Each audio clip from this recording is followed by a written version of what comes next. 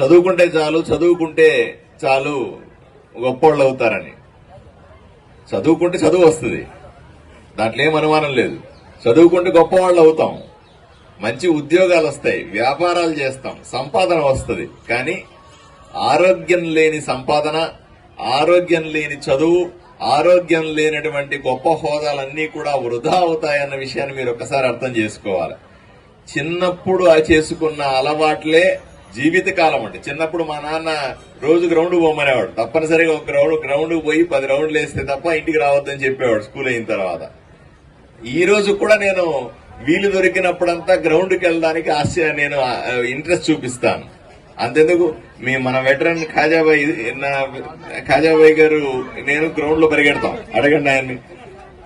నేను ఇక ఈ ఎమ్మెల్యే అయిపోయిన తర్వాత కూడా 1-2-3 సార్లు గ్రౌండ్కి వెళ్ళడానికి ప్రయత్నం చేసి, ఇప్పుడు 6 గంటలకే జనాలు వస్తా ఉన్నారు.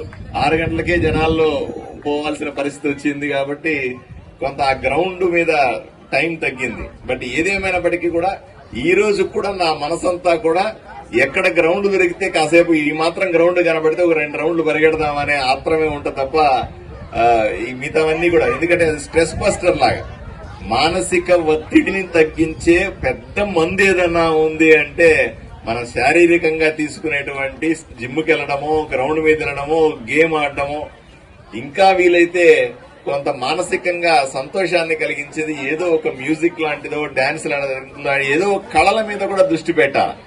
కేవలం చదువుకుంటే సరిపోతుందనే విషయాన్ని పిల్లలందరూ కూడా పక్కన పెట్టి తప్పనిసరిగా మన జీవితంలో ఆటలు ఉండాలి, మన జీవితంలో ఒక గ్రౌండ్ అన్నది భాగస్వామిగా ఉండాలి, మన జీవితంలో కొన్ని కళలు తప్పనిసరిగా కీలకమైన పాత్ర పోషించాలనే విషయాన్ని మీకందరికీ తెలియజేస్తూ ఎక్కువసేపు మాట్లాడటం కూడా సాధ్యం కాదు.